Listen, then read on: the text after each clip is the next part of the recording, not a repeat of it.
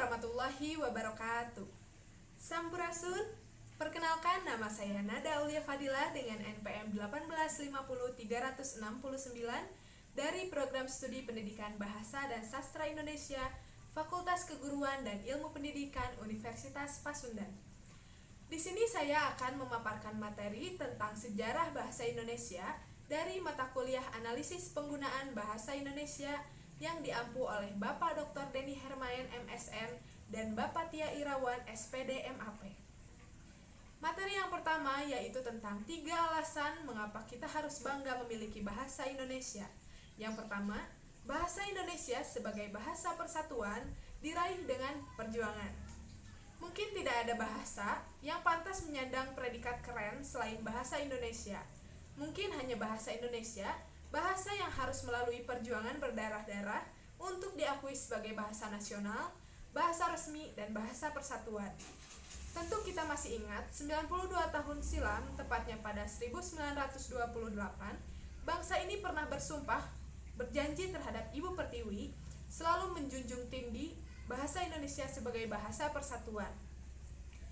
Yang kedua, bahasa Indonesia juga dipelajari oleh bangsa lain. Tak hanya di dalam negeri, bahasa Indonesia ternyata juga dipelajari oleh banyak negara di dunia. Setidaknya ada 4 universitas besar dunia yang memiliki mata kuliah bahasa Indonesia. Yang pertama ada Tokyo University of Foreign Studies di Jepang, University of Southern Queensland di Australia, Taras Shevchenko National University of Kiev di Ukraina, dan Hankook University of Foreign Studies di Korea Selatan. Dan yang terakhir, bahasa Indonesia adalah bahasa yang sangat kaya. Tak cuma bahasa asing, ratusan bahasa daerah terdapat di Nusantara yang sedikit banyak mempengaruhi perbendaharaan bahasa Indonesia sendiri. Pengaruh dari bahasa asing dan bahasa daerah menyebabkan perbendaharaan bahasa Indonesia sangat kaya. Karena itu, bila ada yang menyebutkan kekurangan kosakata untuk mendeskripsikan sesuatu, mungkin ia kurang kenal dengan bahasanya. Materi yang kedua yaitu pengertian pernyataan, gunakanlah bahasa Indonesia yang baik dan benar.